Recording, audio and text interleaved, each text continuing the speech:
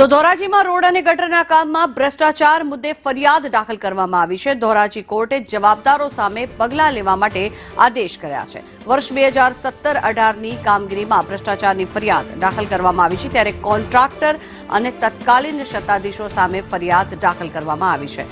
Contract agency અને સત્તાધીશોની મિલીભગતના કારણે થઈને આ ભ્રષ્ટાચાર થતો હોવાની માહિતી પણ પ્રાપ્ત થઈ રહી છે, ત્યારે નબળી કામગીરી કરતા રોડ ગાયબ થઈ ગયા છે। આ દ્રશ્યો રાજકોટના આ દ્રશ્યો આપ જોઈ રહ્યા છો। કોન્ટ્રાક્ટર અને એજન્સી સત્તાધીશોની મિલીભગતના કારણે થઈને ભ્રષ્ટાચાર આચરવામાં આવતો હોય તે પ્રકારનું અનુમાન લગાવવામાં આવી રહ્યું છે, ત્યારે નબળી કામગીરી રોડ પર કરવામાં આવે છે, જેના કારણે થઈને અનેક રોડ રસ્તાઓને લઈને પણ વાહન ચાલકોના અનેક સવાલો ઉઠી રહ્યા છે।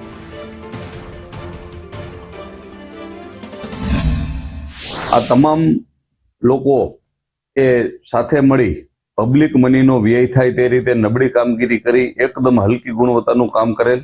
જે તે વખતના ધારાસભ્ય પ્રવીણભાઈ માકડિયાએ પણ આ કામગીરી નબળી જણાતા એ કામ અટકાવેલ, પરંતુ બાદ બીજે જ દિવસે ફરી એ જ માલ અને એ જ ગુણવત્તાથી ફરીથી કામ ચાલુ થઈ ગયેલ, જેથી એક જાગૃત નાગરિક તરીકે ધોરાજી વકીલ મંડળના સભ્યોના સાથ સહકારથી મેં ધોરાજી પોલીસને તથા લાગતા વળગતા પોલીસ અધિકારીઓને અરજી આપી ફરિયાદ કરેલ, પરંતુ પોલીસે ગમે તે કારણસર કોઈ આગળ પગલાં ન લેતા મેં ધોરાજી કોર્ટમાં ફરિયાદ દાખલ કરેલ। જે તે વખતે ધોરાજી નગરપાલિકા તથા પાણી પુરવઠા બોર્ડ અને નગરપાલિકાના સત્તાધીશો અને કોન્ટ્રાક્ટર દ્વારા મિલીભગત કરી અને ખૂબ જ નબળી કામગીરીનું કામ કરાયેલ અને ભ્રષ્ટાચાર કરાયેલ અને પબ્લિક મનીનો દુર્વ્યય કરાયેલ।